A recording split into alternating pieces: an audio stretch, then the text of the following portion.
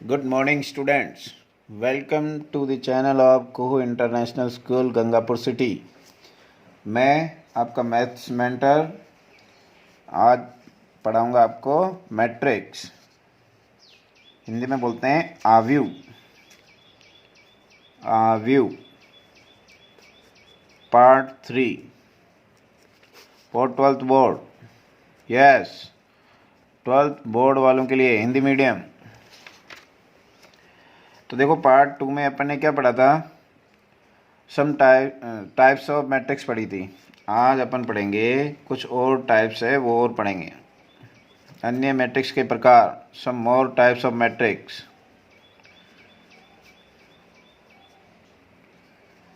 अन्य मैट्रिक्स के टाइप। तो देखिए, फर्स्ट है ट्रेस ऑफ मैट्रिक्स। एक शब्द आता है ट्रेस ऑफ मैट्रिक्स। हिंदी में भी यही कहेंगे इसको, ट्रेस, मैट्रिक्स का ट्रेस, आव्यूह का ट्रेस। तो क्या होता है ये देखिए, वर्ग मैट्रिक्स। यस, वर्ग मैट्रिक्स होना चाहिए। वर्ग आव्यूह में प्रथम विकर्ण या मुख्य विकर्ण, ऐसे वाले मुख्य विकर्ण के अवयवों का योग आव्यूह का ट्रेस कहलाता है। आव्यूह का ट्रेस कहलाता है। इसे TR of A, trace of A बोले तो आव्यूह कोई ए है, से प्रदर्शित करते हैं। देखिए, सिंपल है। कोई वर्ग आव्यूह होनी चाहिए। 3, 2, 7, 1, -2, 5, 9, 11, 13। तो ट्रेस ऑफ ए कितना हो जाएगा? 3 प्लस और ये 13, तो कितना हो गया? 1 + 14 हो गया। सिंपल है, इनका योग कर लो, वो हो जाता है मैट्रिक्स का ट्रेस। वर्ग आव्यूह होनी चाहिए। आयताकार आव्यूह में ट्रेस ऑफ मैट्रिक्स डिफाइंड नहीं है। एग्जाम्पल, चलो इसकी प्रॉपर्टीज देखो। Properties of trace of A. First, properties of trace of A. First, मान लो ये ट्रेस ऑफ ए। अब पढ़ेंगे, 3.2 में पढ़ेंगे किसी आव्यूह को किसी कांस्टेंट से मल्टीप्लाई करना, तो यही चीज़ आएगी वापस। ये और ये चीज़ इक्वल होती है। क्या कह रहा है ये? कोई आव्यूह है, उसको एक अननोन राशि से मल्टीप्लाई करो, फिर ट्रेस फाइंड करो, या फिर ट्रेस फाइंड कर लो फिर उससे मल्टीप्लाई कर लो, बात एक ही होगी। ये भी पढ़ेंगे अपन। दो आव्यूह का योग व अंतर, योग करके फिर ट्रेस फाइंड करो, या फिर पहले से ही ट्रेस फाइंड करके उन मानों को जोड़ लो या घटा लो, मान समान आता है। Trace of A B is equal to trace of B A. वैसे तो A B not equal to B A होता है, लेकिन उन दोनों का ट्रेस इक्वल होता है। राइट, ये हो गया trace of A. Next, transpose of matrix.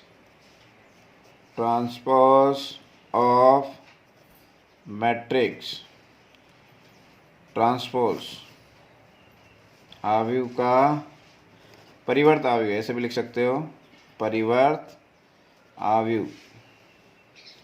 इसे ए डैश या ए टी स्मॉल भी हो सकता है, इससे प्रदर्शित करते हैं। तो देखिए क्या कहना है इसमें, रो और कॉलम को आपस में बदल दो, पंक्ति और स्तंभ को आपस में बदल दो, वो हो जाता है ट्रांसपोज ऑफ मैट्रिक्स। तो देखिए, कोई ए आव्यूह दे रखी है, एनी आव्यूह,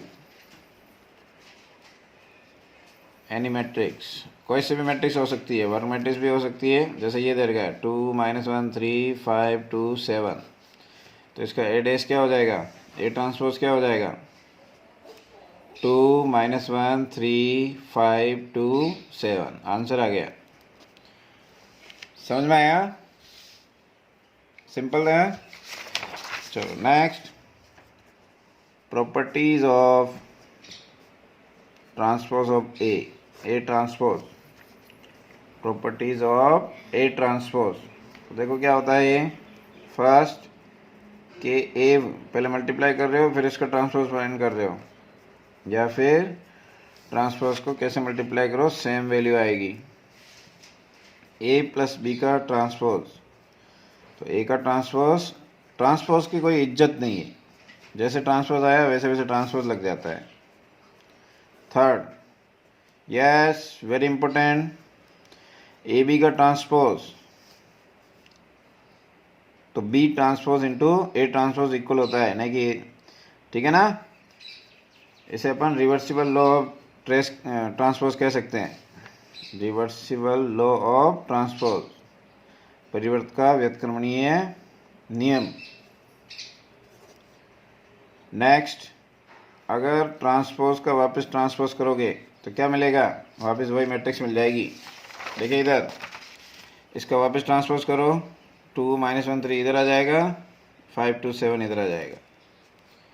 ट्रांसपोज की डेफिनेशन समझ में आएगी ना, पहली रो पहला कॉलम बन जाएगी, दूसरी रो दूसरा कॉलम, अगर मान लो तीसरी रो होती तो तीसरा कॉलम बन जाता है।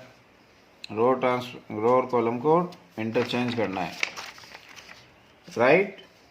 नेक्स्ट, इसमें एक प्रॉपर्टी ऐसे भी समझ सकते हो आप, अभी पढ़ेंगे अपन।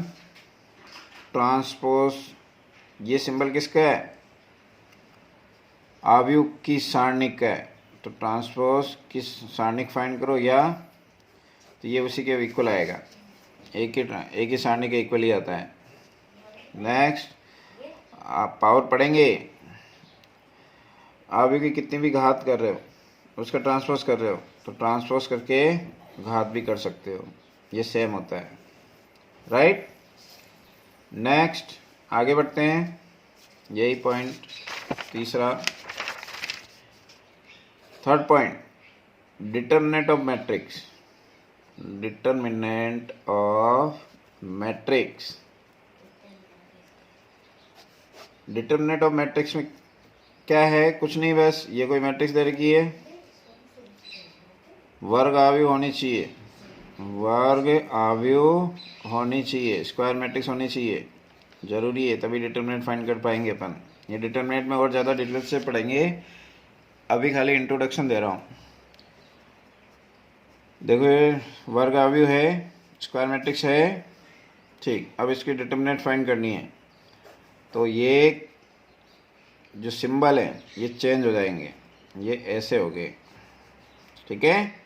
दो वर्टिकल लाइंस के बीच में संख्याएं लिखी जाएगी। अब इसको सोल्व करेंगे, है ना। तो अभी 2 × 2 का सॉल्यूशन बता रहा हूँ। डिटरमिनेंट को सोल्व करने का तरीका क्या होता है, इसका गुणा, पहले इसका गुणा माइनस इसका गुणा, ये अपन और उसमें पढ़ेंगे डिटरमिनेंट में।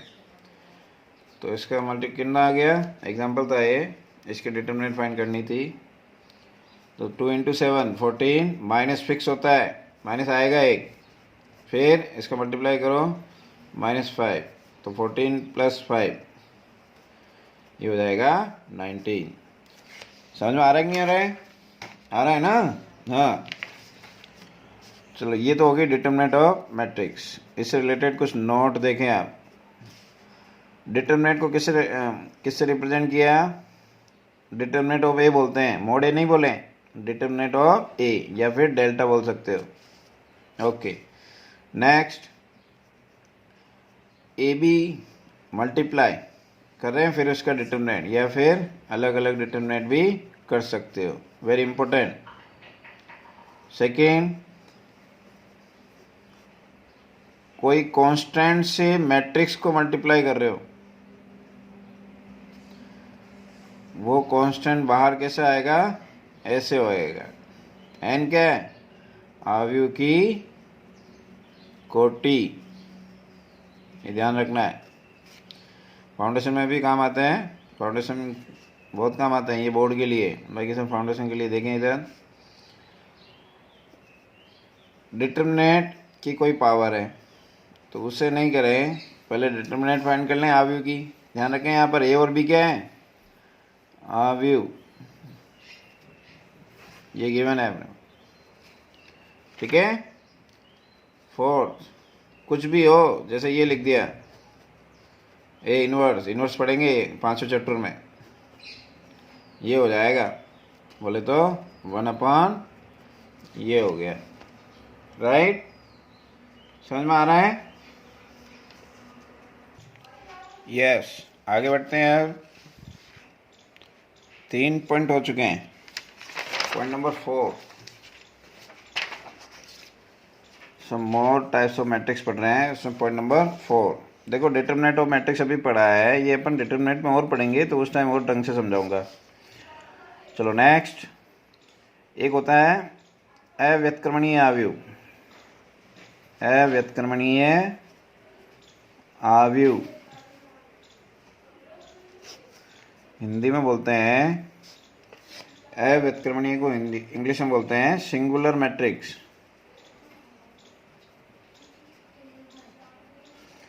ऐसी आव्यूह जिसकी सारणिक का मान डिटर्मिनेंट, जिसकी सारणिक का मान 0 हो। वेरी इंपॉर्टेंट, एक क्वेश्चन आता है इस पर, अव्यत्क्रमणीय आव्यूह कहलाती है। 1 नंबर का क्वेश्चन आता है, अव्यत्क्रमणीय आव्यूह कहलाती है। देखिए क्वेश्चन, यदि आव्यूह 2 - 3x5 अव्यत्क्रमणीय हो, अव्यत्क्रमणीय हो तो x का मान ज्ञात करो। तो क्या हो जाएगा, ऐसे आव्यूह जिसकी डिटर्मिनेंट 0, एक क्या दे रखा है,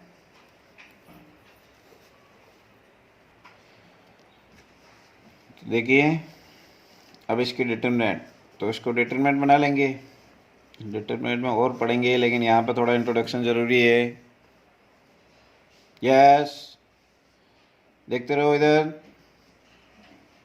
डिटर्मिनेंट और मैट्रिक्स क्या डिफरेंस होता है। सबसे पहला तो डिफरेंस सिंबल का ही आ जाता है, ये तो ऐसे होते हैं बड़े कोष्ठक की तरह, और ये 2 खड़ी लाइन के बीच में डिटर्मिनेंट, ये डिटर्मिनेंट हो जाती है।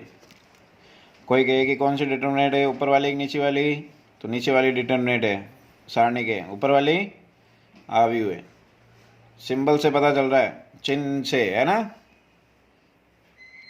चलो अब इसको सोल्व करना समझाया था अभी। 2 × 5 10, माइनस आता है -3x,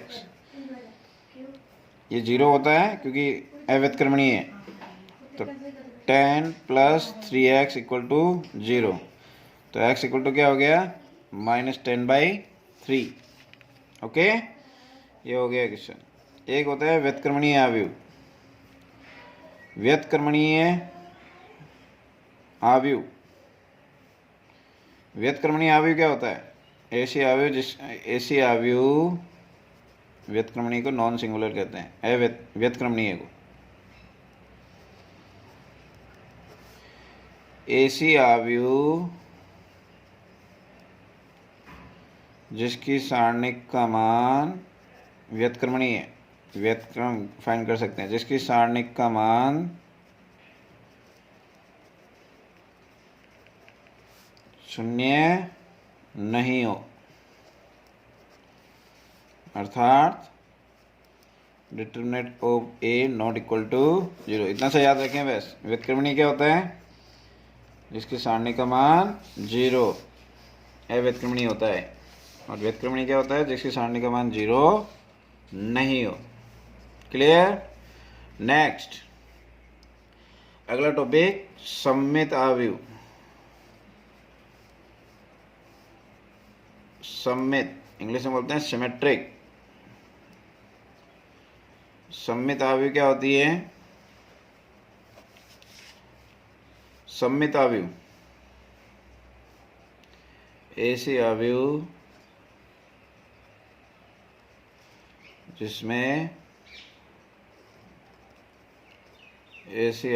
जिसमें जिसका ए ट्रांसपोज ए के बराबर हो, ऐसे भी कह सकते हैं या फिर ऐसे भी कह सकते हैं ए आई जे वाले एलिमेंट ए जे आई के बराबर हो। दो परिभाषा हो गई, ए ट्रांसपोज ए के बराबर हो। एग्जाम्पल देखो, जैसे ये यहाँ भी वही एलिमेंट होंगे। ये सममित अवयव है, सममित अवयव है। क्यों है? क्योंकि ये फाइंड करो फाइंड, ट्रांसपोज फाइंड करना बताया था अभी। ए एच जी कॉलम में लिखो, H B F G F C. तो अब ध्यान से देखो, वापस क्या आ गया? ए आ गया। तो जिसका ए ट्रांसपोज ए के बराबर हो उसे अपन क्या कहेंगे? सममित अवयव। समझ में आ गया? नेक्स्ट, असममित अवयव, पॉइंट नंबर 7, असममित अवयव। असममित अवयव क्या होती है? इंग्लिश में बोलते हैं स्क्यू सिमेट्रिक, जिसमें ए ट्रांसपोज माइनस ए के बराबर हो तो ए क्या हो जाएगी? असममित अवयव हो जाएगी, ए सममित अवयव हो जाएगी। ठीक है? या फिर ऐसे भी लिख सकते हो, ए आई जे वाले एलिमेंट माइनस ऑफ ए जे आई हो तथा मुख्य विकर्ण के अवयव वर्ग अवयव तो होनी चाहिए, वर्ग अवयव होनी चाहिए, स्क्वायर मैट्रिक्स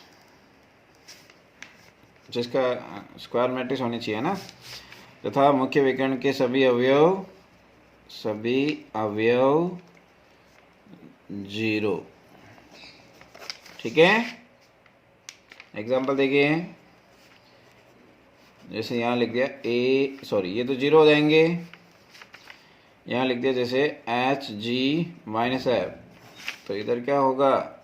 ऐसे होगा, ये अव्यतिक्रमणीय असममित है।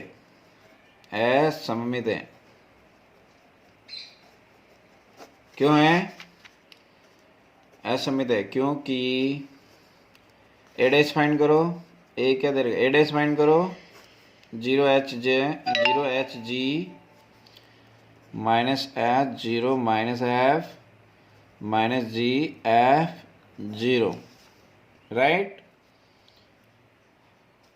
अब इसमें क्या करो? यस, एक इम्पोर्टेंट बात याद रखें,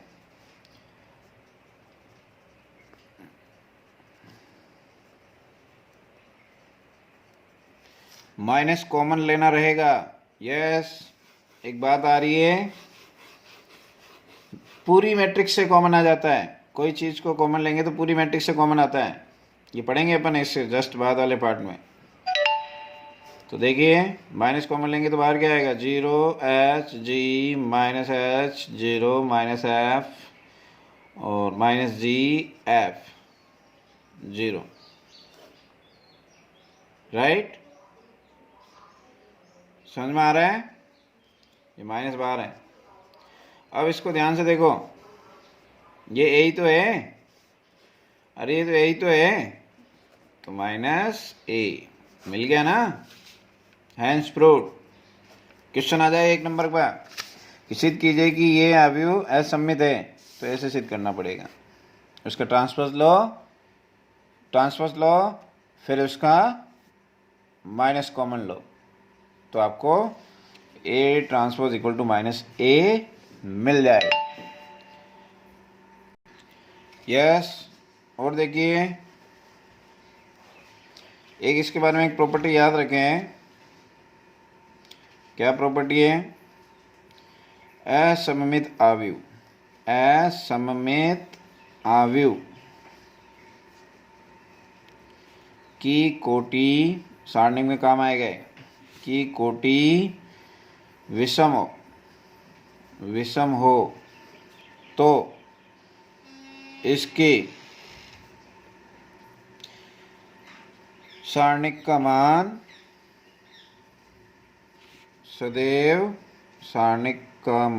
सदैव शून्य होता है। राइट। सेकेंड, और इसी में लिख लो भले, और कोटि सम हो तो इसकी सारणिक का मान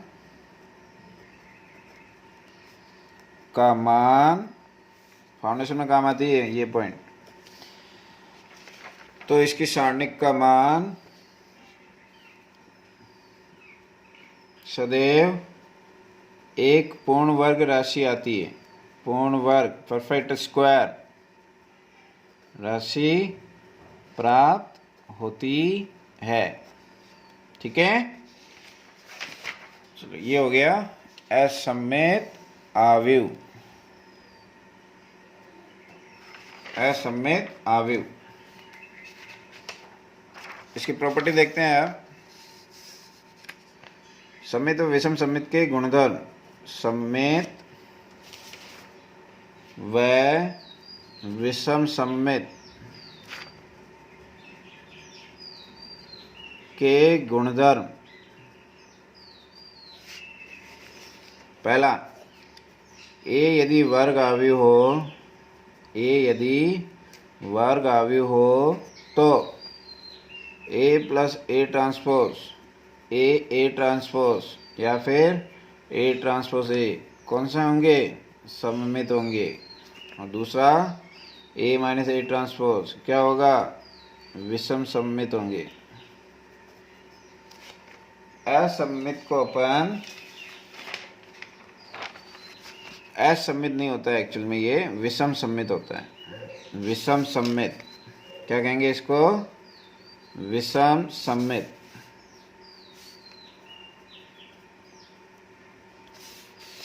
विषम सममित बोलते हैं।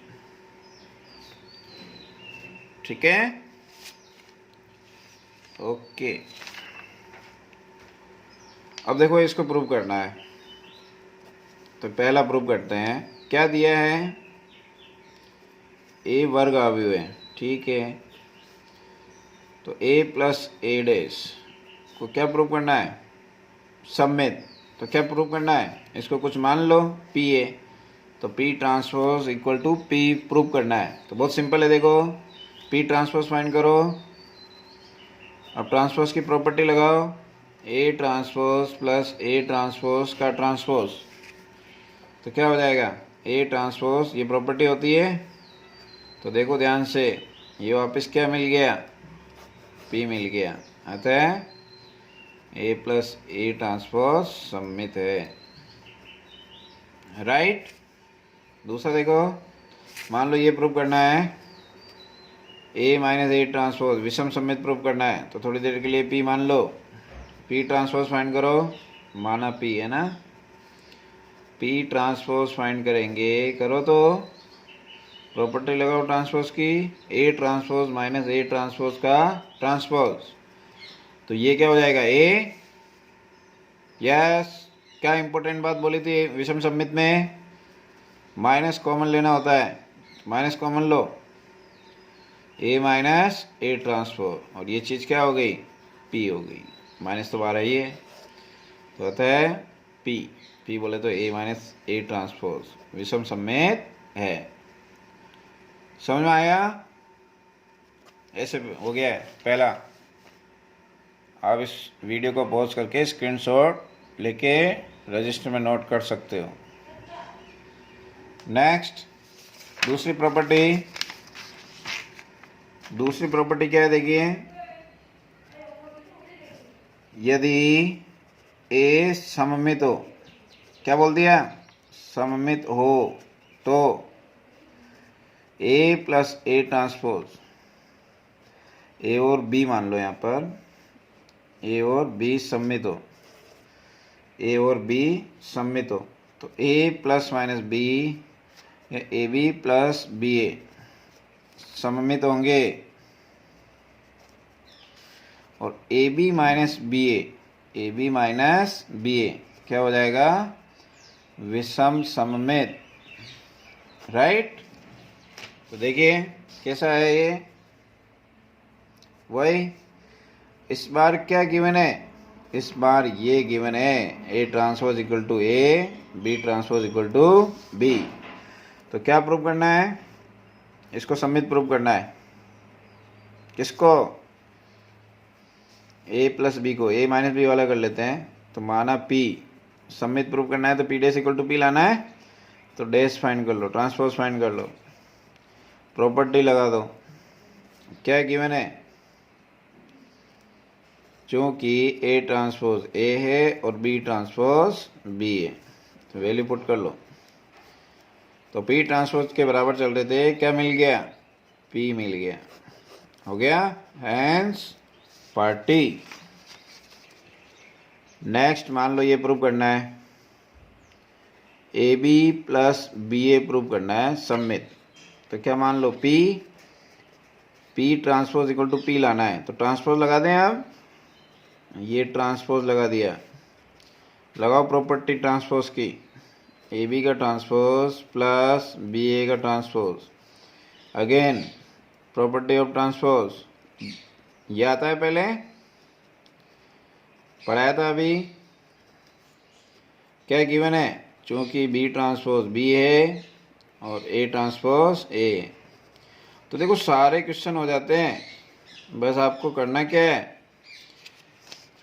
जो दे रखा है उसको किसी मैट्रिक्स के इक्वल मान लो और उसका ट्रांसपोज फाइंड कर लो, सम्मित है तो ट्रांसपोज करके ट्रांसपोज यूज होंगे, प्रॉपर्टीज यूज होगी, और विषम सम्मित प्रूव करना होगा तो ट्रांसपोज करके माइनस कॉमन ले लेना, दो बातें रट लो बस, ट्रांसपोज करके माइनस कॉमन लेना है, किस में, विषम सम्मित में, और सम्मित में ओनली ट्रांसपोज करना है। तो देखो प्लस में तो इसको ऐसे लिख सकते हैं ना, अरे समझ में आ रहा है कि नहीं आ रहा है, हाँ, तो ये हो गया P, हैंस पार्टी। अब मान लो ये प्रूव करना है, तीसरा नेक्स्ट पेज पे देखो, अपन को ये प्रूव करना था कि ए बी माइनस बी ए क्या है, विषम सम्मित, तो इसको लेट कर लूँ P के इक्वल, P ट्रांसपोज फाइंड करना है, करते जाओ सोल्व करते जाओ, ए बी का ट्रांसपोज माइनस बी ए का transpose, again use the property of transpose, B transpose A transpose, A transpose B transpose, क्या है गिवन है, बी ट्रांसपोज बी है, ए ट्रांसपोज, अभी उसी प्रॉपर्टी में चल रहे हैं अपन, ठीक है। तो देखो B A minus A B हो गया, मैंने क्या कहा था, विषम सम्मित प्रूव करना है तो माइनस कॉमन लेना रहेगा, भूले नहीं इस बात को। देखो ये क्या मिल गया, तो पी ट्रांसपोज के इक्वल चल रहे थे, माइनस पी मिल गया, अतः पी बोले तो ए बी माइनस बी ए विषम सम्मित है, विषम सम्मित है। नेक्स्ट प्रॉपर्टी नंबर 4, ए और बी विषम सम्मित है, ए तीसरी प्रॉपर्टी है ना, ठीक, ए और बी इस बार सम्मित नहीं है, क्या है, विषम सम्मित हो, तो ए प्लस माइनस बी और A B minus B A क्या हो जाएगा इस बार, विषम सम्मित, लेकिन ए बी प्लस बी ए तो आज भी सम्मित ही रहेगा, समझे इस बात को अब, यस, ध्यान दें इधर, क्या गिवन है इस बार, A transpose equal to minus A, B transpose equal to minus B, तो क्या प्रूव करना है, A B minus B A, A B minus B A मान लो ये क्वेश्चन मैं सोल्व कर रहा हूँ, बाकी तुम कर लेना। इसको पी विषम सममित प्रूव करना है तो P dash equal to minus P लेना है। तो पी डैश फाइंड करो, A B minus B A का होल डैश फाइंड करो, तो A B dash minus B A dash. अब वही प्रॉपर्टी लगा दो। अब देखो क्या दे रखा है इस बार, माइनस बी, ठीक है ना। Yes, minus B minus A minus B, तो ये क्या हो गया, B A minus A B. और मैंने क्या इंपॉर्टेंट लिखवा रखा है कि विषम सममित में बोल रखा है, विषम सममित में ट्रांसपोज करने के बाद माइनस कॉमन लें, तो माइनस कॉमन ले लिया। तो देखो ये शकल किसकी हो गई, पी की हो गया ना, हैंस पार्टी। नेक्स्ट, बाकी खुद कर लेना उसमें। Properties number 4, very very very important for board. क्या है, किसी वर्ग अवयव को सममित व विषम सममित अवयव के योग के रूप में लिखा जा सकता है। देखिए इधर वर्ग अवयव है, ऐसे ये फॉर्मूला याद रखना है, ठीक है ना। ये चीज़ तो इसमें सममित होगी और ये चीज़ क्या होती है, विषम सममित, विषम सममित होती है, ठीक है, ठीक है। ये सममित होती है, विषम सममित होती है, बस ये फॉर्मूला याद रखना है, इसको याद रखना है। आर टी ओ रटो, ए इक्वल टू, देखो इक्वल आ रहा है ना, L H S equal to R H S आ रहा है। एलसीएम लेंगे तो ए डैश कैंसिल आउट हो जाएगा और 2a/2 ए आ जाएगा। अब बात करते हैं ये सममित होता है क्यों होता है, तो बाय प्रॉपर्टी फर्स्ट। देख लो उधर विषम सममित क्यों होता है, by property first. Property first मैंने आपको समझाई थी कि ए अगर वर्ग अवयव हो तो a प्लस ए डैश क्या होता है, सममित, और a माइनस ए डैश क्या होता है, विषम सममित। अब उसमें 2 का डिवाइड ही तो कर रहे हैं, तो किसी कांस्टेंट से मल्टीप्लाई डिवाइड करने पर उसका टाइप चेंज नहीं होता है। यस, क्या बोला, किसी मैट्रिक्स को कांस्टेंट से मल्टीप्लाई डिवाइड करने पर उसका टाइप चेंज नहीं होता है, वो तो नंबर में डिवाइड हो जाएगा ना। ओके, चलो इस पर एक क्वेश्चन करते हैं, वेरी इंपॉर्टेंट क्वेश्चन। आव्यू 6254 को सममित व विषम सममित के योग के रूप में लिखो, को सममित व विषम सममित के योग के रूप में लिखो। तो बस फॉर्मूला याद रखना है आपको। तो ए क्या दे रखा बताओ, तो इसमें ए डैश कितना हो जाएगा, 6254। ओके, अब फॉर्मूला लिख लो, a plus a dash by 2 plus a minus a dash by 2, बस इस फॉर्म में लिखना है। तो जो जो वैल्यू चाहिए वो फाइंड करके रख लो। तो ए प्लस ए डैश कितना आ रहा है, पहले ये देख लो। 8 मैट्रिक्स का एडिशन कैसे होता है अगले टॉपिक में पढ़ेंगे, लेकिन यही समझ लो बहुत सिंपल है ये तो। 6 6 12 2 5 7 5 2 7 4 4 8 हो गया। तो ये हो गया 12 7 7 8। ओके, लेकिन इसमें 2 का डिवाइड भी करना था, तो 2 का डिवाइड कर लो। डिवाइड, यस, डिवाइड करने पर पूरी मैट्रिक्स के सारे एलिमेंट उससे डिवाइड हो जाते हैं। हो गया डिवाइड, 6 12/2 6 हो जाएगा। Yes, a minus a dash find करो। माइनस करना है इस बार, किस किस को, ए और ए ट्रांसपोज को माइनस करना आता है। 6 माइनस 6 0, 2 माइनस 3 2 माइनस 5 -3, 5 माइनस 2 3 और ये 0। और उसे 2 से डिवाइड कर लो, 2 से डिवाइड कर लो। 0 माइनस 3/2 3/2 0। तो इक्वेशन फर्स्ट, इक्वेशन 2, इक्वेशन 3।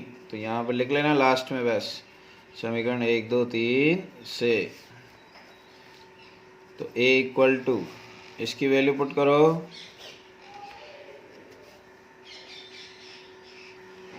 तो इक्वेशन 1 2 3 से वैल्यू पुट कर लेंगे।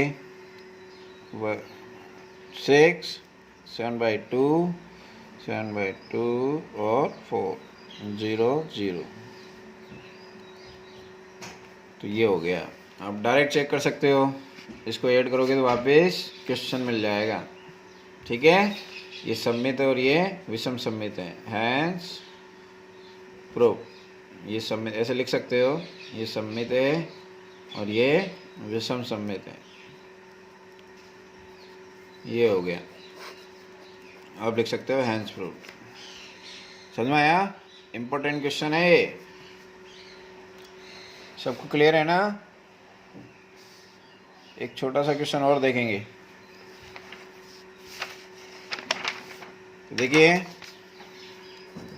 मान लो ऐसे क्वेश्चन होता, यदि a इक्वल टू 2 माइनस 3 5 7 हो तो पहला question a plus a dash सिद्ध कीजिए।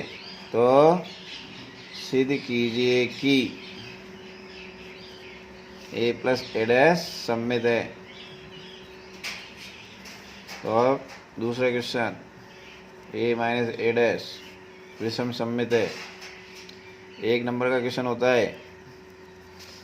तो देखो, a दे रखा है, ए डैश फाइंड कर लो।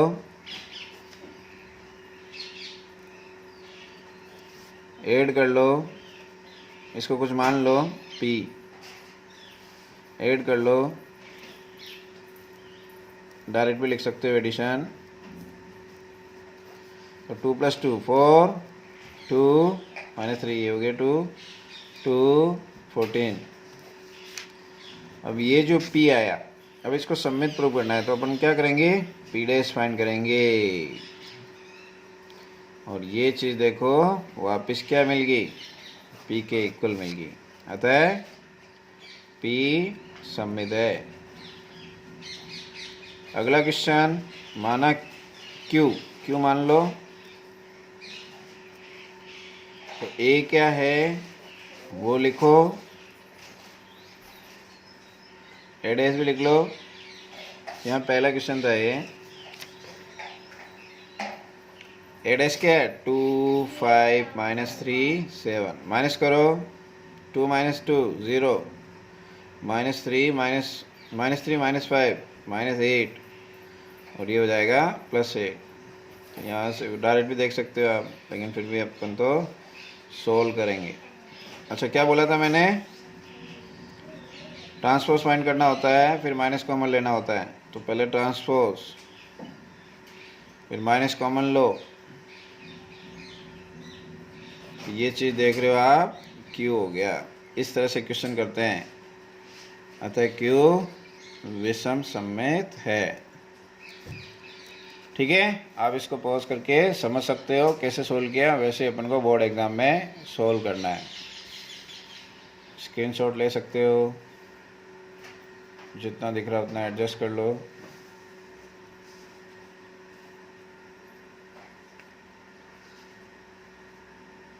ठीक है, ओके।